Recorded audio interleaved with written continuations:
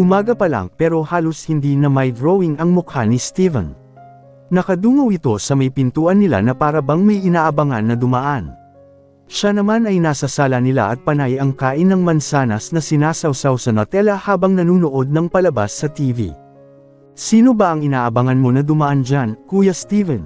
Tanong niya na hindi tinatapunan ng tingin ang binata dahil nakatutok ang atensyon niya sa pinapanood. Medyo nagulat pa ang dalaga nang biglang tumabi dito ang binata na masama ang tingin sa kanya. Bakit ba palaging kuya ang tawag mo sa akin? Tanong ni Steven na may asar na tono. Hindi mo naman ako tinatawag na ganyan noon Steven lang ang tawag mo sa akin dati. Why change now? Kasi nandito na ang gago mong ex tapos nakikipagbalikan pa sa'yo. Steven eyed her. May I remind you little feisty dwarf, that you're pregnant with my soldiers. Tinuro nito ang tiyan ng dalaga. Malaki na ang umbok ng tiyan mo. Hindi ka na single. Umawang naman ang bibig ni Althea. Hindi siya halos makapagsalita. Hindi niya alam kung saan nakuha ng binata ang mga sinabi nito. Sa ilang buwan na nanatili si Steven sa kanila, ito ang unang beses na nagsalita ito ng ganoon kahaba. Tinatanong ka lang naman kung sino ang tinatanaw-tanaw mo dyan sa pintuan, ang dami mo nang sinabi. Ang haba-haba pa, aniya sa mat-array na boses. At bakit ba nakikialam ka? Gusto kong tawagin ka ng kuya. Masama ba yun? Matanda ka naman talaga kaysa sakin kaya magkukuya ako sayo. Tinuro din ng alaga ang kanyang tiyan. Ano naman kung malaki na ang umbok ng tiyan ko? Gusto mo iluwal ko na to ngayon, ha? Halos magsilabasan na ang mga ugat sa leeg ni Althea dahil sa pasiga. Buntis ako sa soldiers mo pero single ako. Bakit ka naniniga? Hindi naman ako sumigaw, Nakalabing tura ng binata. Ngayon para na itong batang pinagalitan. Buntis ka na kaya hindi ka na single. Pakialam ko kung sumigaw ako. At single ako, no. Hindi naman kita jowa at may lalong hindi kita asawa. Kaya single ako, buntis pero single pa rin. A cheeky smile made its way to Steven's lips. Want me to make you taken then? Gusto mo gawin kitang taken? Sabihin mo lang. Althea rolled his eyes but there's a faint smile on her lips. Pilit niyang tinatago ang kilig na naramdaman. Shoota, alam niyang nagbibiro lang si Gerang pero umaasa siya doon. Bigla naman napawi ang ngiti niya nang maalala ang sinabi ng binata nung isang araw. Rinig na rinig niya ang mga katagang binitawan sa harap mismo ng kanyang tatay. Wala akong gusto kay Althea.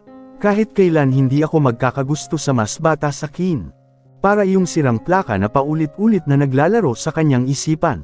Halos hindi siya makatulog ng araw na iyon at iniisip lang ang mga salita na iyon.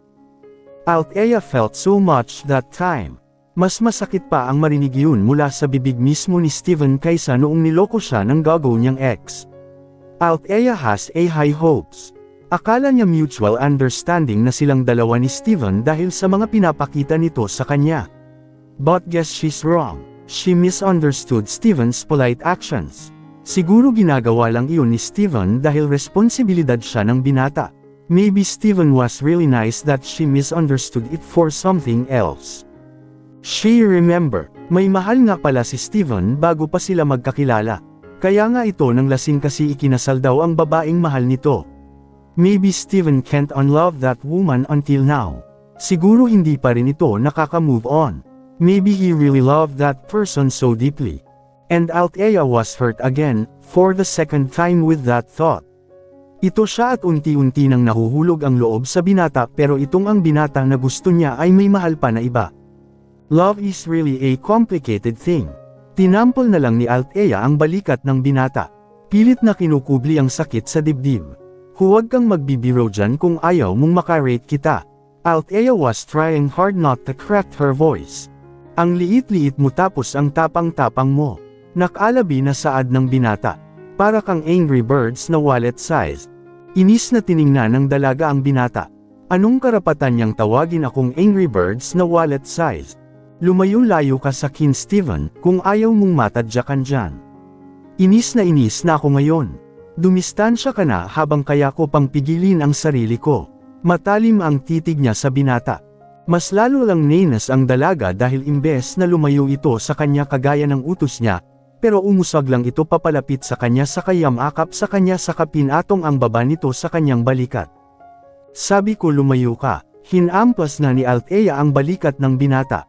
Baka sayo ko pa ibuntun lahat ng inis ko at masuntok kita. You can punch me till your heart's content. Siniksik ni Steven ang sarili sa dalaga. He didn't know but he likes being around with her. Kahit pabugbugin mo ko, ayos lang. As long as you let your emotions out, it's fine with me. You can make me your punching bag whenever you feel like. Just don't bottle yourself up. Althea's heart rapidly pounded. Steven's words really is something. Kapag nagsasalita si Steven sa malumanay at mahinahon na boses ay parang nagkakarera ang kanyang puso sa labis na pagtibok. Althea cleared her throat. Paghiwa mo nga ako ng mansanas. Ubus na ang nasa bowl ko.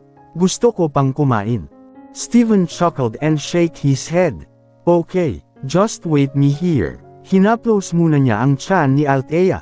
Wait here my second feisty little dwarf. Mommy was craving something and daddy should give it right away, because mommy will throw tantrums like Godzilla. Hindi na natapos ang sasabihin dapat ni Steven nang batuhin siya ni Althea ng tsinelas nito. Tumakbo naman sa kusina si Steven ng patawa-tawa. Parang iwan. Minsan talaga parang tanga itong si Steven. Tahimik nga pero may toyo din. Kapag sinusumpong ng kapilyuhan talagang nabubweset siya. Parang dalawang tao minsan si Steven. Hindi polemic at kalmado lang palagi, minsan naman ang hilig mang-asar. Nakakapikon pa naman. Gusto niyang gantihan ang binata sa pang-aasar pero walang talab. Lahat yata nasubukan niya na pero kahit kailan hindi niya maasar ang binata. Lahat ng ugali niya naha-handle ni Steven. Parang sanay na itong umintindi ng ugali ng babae. Sa bagay, berang naman kasi talaga si Steven kaya siguro maalam na siya kung papaano ay handle ang ugali ng babae. Mahina pang natawa ang dalaga sa huling naisip. Berang na talaga si Steven. And something came into Althea's mind. Who's that she thinks just now? 4 na buwan nang namamalagi si Steven sa kanila pero ang pangalan at edad lang nito ang alam niya tungkol sa binata. Ni hindi niya alam kung taga saan ito maski ang apelyido nito. What's going on with that pretty little mind of yours? It was Steven's voice who made Althea snap from her reverie. Sa lalim ng kanyang iniisip ay hindi niya namalayan na nakalapit na pala sa kanya ang binata at may hawak ito na bowl na mga hiniwang mansanas. Umupo ang binata sa tabi niya saka kumuha ng mansanas at itinapat iyon sa kanyang bibig na agad naman niyang kinagat. Sabihin mo, Steven, kabit mo ba ako? Diretsahan niyang tanong na nagpatigil sa binata. Where did you get that question? Tanong ng Steven pabalik sa kanya nang makabawi ito sa gulat. Ano na naman ba ang sinabi sa iyo ni na Aling Rosita para maisip mo ang mga yan? Parang galit at inis ang tono ng pananalita ng binata pero malumanay pa rin ito. Kalmado pa rin.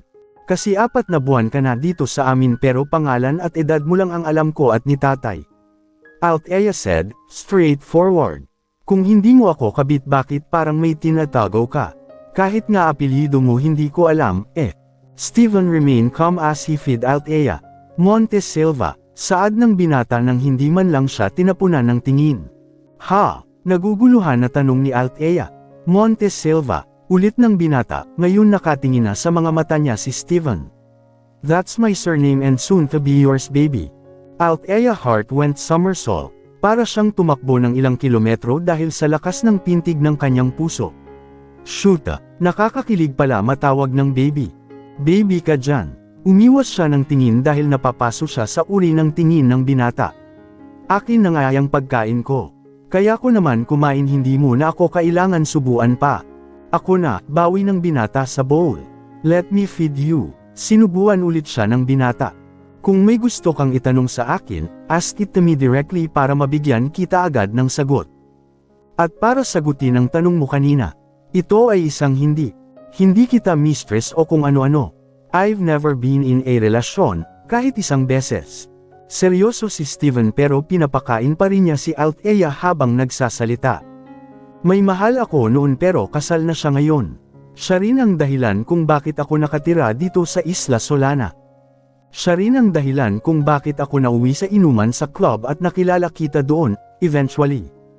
Bumuntong hininga si Steven. Noong bata pa ako, ipinagbili ako ng mga magulang ko sa ilang sindikato kapalit ng pera at droga. Ilang buwan akong nagtatrabaho sa sindikato na iyon. Namamaalamos kami noon sa kalsada at mga bangkita. Kapag wala kaming may mairimit na pera sa boss namin ay wala kaming pagkain. Hindi kami kakain magdamag, swerte na lang kami kapag binibigyan kami ng pagkain habang nanlilimyos. Sinabihan kaming mangagaw ng mga bag, wallet, gadget o anumang bagay na kumikita. Bata pa ako noon kaya hindi ko alam kung anong gagawin ko. Nahuli ako minsan at binugbog nila ako. 7 anyos ako noon. Akala ko walang paraan sa buhay na iyon. Years had passed and we're still held captive, marami kami. Akala namin hanggang doon na lang kami. Pero himalang may dumating na tulong. May nagligtas sa amin sa mga sindikato na iyon. Doon nagsimulang magbago ang buhay ko. May umampon sa akin at kumupkup sa akin. Kinuha niya ako at pinapahalagahan ako na parang sa kanya. Siya ang pag-asa ko. My savior. Nung una natatakot ako kasi hindi ko siya kilala.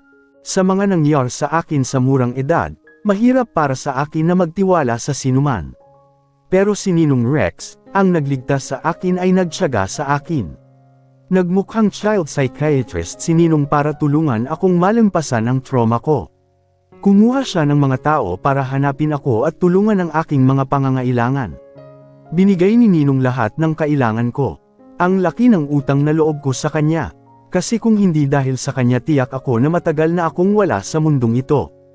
Ngumiti si Steven pero hindi umabot sa mata niya, kung hindi dahil sa ninong ko. Wala ako ngayon dito, kaya ginawa ko ang lahat. I did my best to excel in everything so my ninong will not be disappointed with me. With years of hard work and dedication, here I am now. Having a normal life that my inner child didn't experience. Tapos, tumawa si Steven na parang hindi seryoso ang kwento niya. You see, hindi maganda ang childhood ko gaya ngayon. Hindi ako lumaki na may magulang. Kaya nang nalaman kong nabuntis kita, ipinapangako ko sa sarili ko na magiging mabuting ama ako sa anak natin. Gagawin ko ang lahat para mabigyan ng magandang buhay ang anak natin. Gagawin ko ang lahat ng makakaya ko para hindi niya maranasan ang mga naranasan ko. Be patient with me, Althea. This whole journey was new to me. Althea was silent the entire time. Nakikinig lang siya sa kwento ng binata. She couldn't find a right word. Bigla tuloy siyang makonsensya, sana hindi na lang siya ng tanong. Hindi niya alam na panay na pala ang tulo ng kanyang luha kung hindi pa pinahid ni Steven ang luha na tumulo sa kanyang pisngi. Gagawin ko ang lahat para mabigyan ka ng magandang buhay, baby. Ikinulong ni Steven ang mukha ni Althea gamit ang kanyang palad. Magsisikap ako para mabigyan ka ng magandang buhay ng anak natin. I promise you that. Pagkatapos, naglagay ng malambot ngunit malalim na halik si Steven sa mga labi ni Althea. Isang selyo sa kanyang pangako. I'll zip it for you. Presenta ng binata nang makitang nahihirapan sa pagzizipper ng dress ang dalaga. There, done. Thank you, ani ng dalaga sa kakinuha ang sling bag sa kasinapit iyon sa balikat. Ayos ba ang suot ko? Althea made a little twirl to show her outfit to Steven. Steven smiled at her, you're pretty even with round belly. I like it. Althea rolled her eyes up, playfully. Ang bigat na nga ng tiyan ko, pati timbang ko bumibigat din. Lumapit si Steven sa kanya at niyakap siya mula sa likod. Pinulupot ni Steven ang kanyang mga braso sa kanyang tiyan at maingat itong iangat. Nakaramdam naman ng ginagawa si Althea nang ang ati ng binata ang tiyan niya. Sobrang gaan ng kanyang pakiramdam. Althea leaned her weight into Steven. It feels nice. Parang nawala ang mabigat kong dinadala. Parehas naman na natawa ang dalawa dahil sa sinabi ng dalaga. Should we stay like this for a while? Kalmadong tanong ng binata. He was still holding Althea's belly. Althea shake her head. Baka mang-alay ka. Nakakangalay nga pero ayos lang naman ako. Let's stay like this for a moment. Isang matamis na ngiti ang nabuo sa mga labi ni Althea. Walang tigil si Steven na palakasin ang tibok ng puso niya. Madali siyang matutunaw sa bawat kilos ni Steven. Hindi ba tayo malilate sa opening ceremony? Nag-aalalang tanong ni Althea. Opening kasi ngayon ng supermarket na pinatayo ng binata. I'm the owner, baby. We can be late as we want. Hindi sila magsisimula kung wala ako. Anito sa kampante na boses. Steven sounded confident but not boastful, like he was just stating the fact. Nung una ay nagulat pa siya na si Steven mismo ang may-ari ng Sam Supermarket. The biggest and first supermarket in Isla Solana. Akala niya kasi dati na head engineer lang ito pero shoot, siya pala ang may-ari. Siyempre naging laman siya ng balita dahil doon. From rags to riches daw ang peg niya. Matapos daw magpabuntis kung kanino, ay nakabingwit naman kaagad daw ng lalaking may edad at mayaman. Sugar daddy kung tawagin ng Lilan. Hindi na nagtaka si Althea nang malaman niya kung sino ang nagpakalat sa balita na yun. Wala naman ibang may galit sa kanya kundi ang mga Marites gang lang. Hinahayaan niya lang naman ang mga Marites gang pero minsan kapag napipikon siya ay pinapatulan niya. Minsan lang naman iyon, kapag natitrigger siya. Fair na, baka malate pa tayo, hindi porke ikaw ang may-ari ay may karapatan kang malate. Naaabala mo rin ang mga oras nila. Yes, Commander, mapaglarong sabi ni Steven, pero bago tayo umalis, magpalat ka ng sandals. Hindi tayo pupunta kung ganyan ang suot mo. Baka madulas ka mamaya doon. Flat sandals naman to. Okay naman ah. No, you're going to change that. Stop wearing those for now. Iginaya ng binata ang dalaga paupo sa kama nila. Sit here, ako pipili ng susuotin mo. Hindi na Steven. Giit niya, okay naman na yung suot ko. Komportable naman. Pero hindi nakinig ang binata at pumili pa rin ito ng sandalya para sa dalaga. Lumuhad ang binata sa harap ng nakaupong dalaga saka tinanggal nito sa sapin sa paa at pinalitan ng kanyang dala. There, comfortable, saad ng binata habang sinusuotan ng sapatos ang dalaga. You should always wear shoes not sandals. Baka matapilok ka pa o di kaya madulas. Safety first before anything else. Wala nang nagawa di Althea kundi ang suotin ang sapatos. Gusto niyang magreklamo pero mapilit talaga ang binata. Ngayon lang to ha, sa susunod mga doll shoes na susuotin ko. Ang init sa paa kapag sapatos ang suit ko. Tumungo ang binata sa kabinuhat ng pangkasal ang dalaga patungong kotse nila. Steven placed Althea in shotgun seat. Matapos niyang mapaupo ang dalaga sa seat nito siya naman ang umupo sa driver seat at pinaandar iyon kaagad. After the ceremony let's date, napaubo naman ang dalaga dahil sa sinabi ng binata. Simula noong araw na naghalikan sila, naging sobrang thoughtful at maasikaso si Steven. Palagi niyang ipinapakita ang pagmamahal sa kanya. Nag-alinlangan ito kay Althea. Though, she's enjoying. Alam niyang natural lang ng ugali ng binata ang pigiging maalaga pero minsan naiisip niya. What if Steven would fall for her? Kung sakali man na mangyari nga iyon, taos puso niyang tatanggapin ang binata. Of course, Althea had been praying it for. Sino siya para tanggihan pa iyon? Althea gulp. Labis ang dagandong ng kanyang dibdib. Ano, di ba bibili tayo ng mga gamit ni baby? Tapos regalo para kay Tonton. Tumingin si Steven kay Althea saglit sa ngumiti bago ibinalik ang atensyon sa harap. Hindi naman tayo magtatangal sa ceremony. Pumunta lang naman ako doon para lang ipakita ang presensya ko. Pagkatapos nun, aalis na tayo. May oras tayo, pwede tayong mag-date at mamili ng mga gamit ng baby natin ng sabay. Okay, ang tanging nasabi ni Althea. Napaigtad naman siya ng damapo ang palad ng binata sa kanyang kondongan at marahan yung pinisil. Kinagat naman ng dalaga ang kanyang labi. Moments later they arrived at some supermarket. At tama nga siya, sila na lang dalawa ang hinihintay. Nagdumating sila ay nagsimula agad ang seremonya. Nakaupo lang siya sa lamesa. Panay lang ang kain niya habang ang binata naman ay may kausap itong mga mayaman na tao. Halata kasi sa mga tindig at pananalita na hindi sila basta-basta. Steven was really handsome in his three-piece suit. Ito ang unang beses na nakita niya na ganoon ang ayos ng binata. Simple lang kasi ito kapag nasa bahay sila. Nakikipag-usap pa rin ito, siya naman ay titig na titig lang sa binata. Hindi na siya sumama dito kasi nangangalay siya.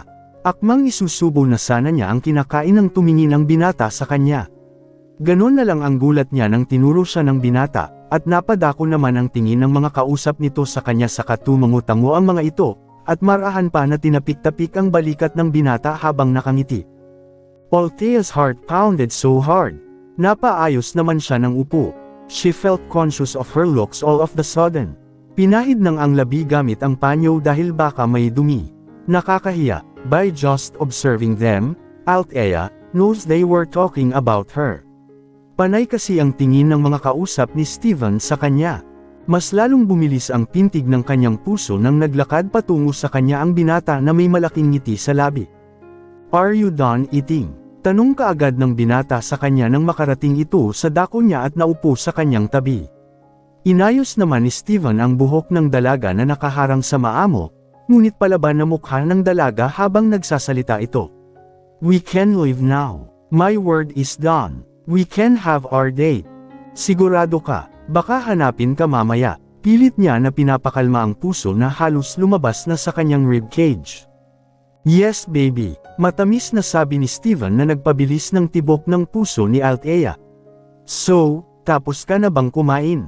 Althea nodded. "Hindi ba tayo magpapaalam kay tatay?" "Nakapagpaalam na ako kanina." Steven offered his hand. "Tara. Okay, pero pwede bang kuha mo pa ako ng macarons?" Turo ni Althea kung saan nakalagay ang macaron na kanina niya pa kinakain. "Masarap kasi eh." Natawa ng mahina ang binata saka humulik sa noo ng dalaga bago tumayo. "Okay, just wait here." Inayos naman ng dalaga ang gamit nito. Pagdating ng binata ay magdala na ito na 3 box ng macarons. "Ang dami naman yan Steven. Ako ang uubos kapag hindi mo kaya." Steven said nonchalantly at hinila siya ng maingat sa kung saan nakaparada ang kanyang sasakyan at pinaandar ito sa pinakamalapit na mall sa sentro. Wala na silang sinayang na oras at dumaretso na agad sila sa baby's clothes section. Medyo naidebate pa ang dalawa kung anong kulay ang bibilhin dahil hindi naman sila nagpa-ultrasound.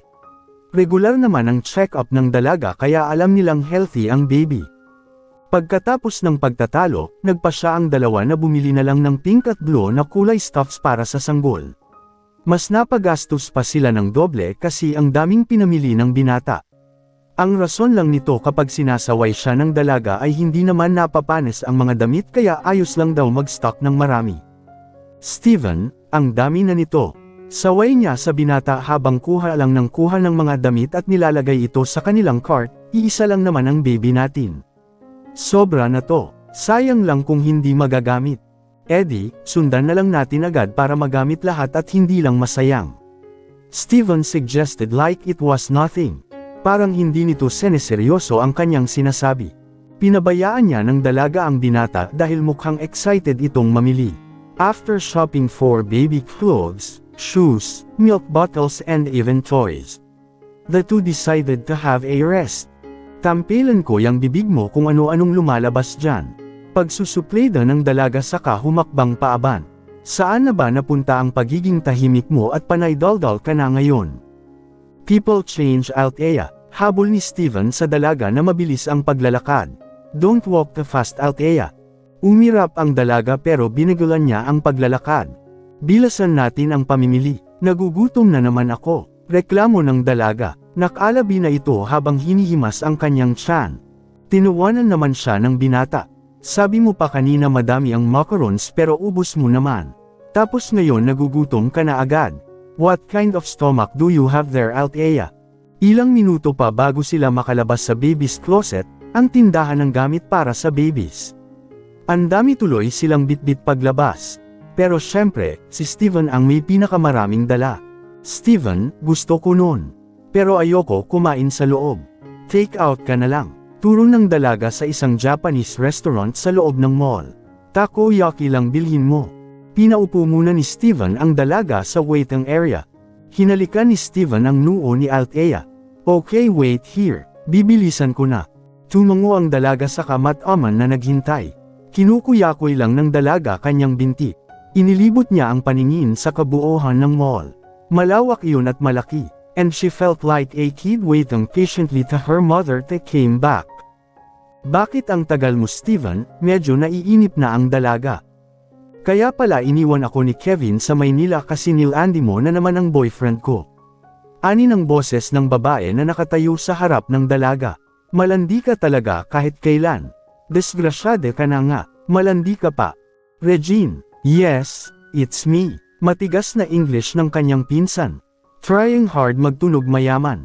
Ikaw na malandi ka, bakit hindi mo kami pabayaan ni Kevin ha?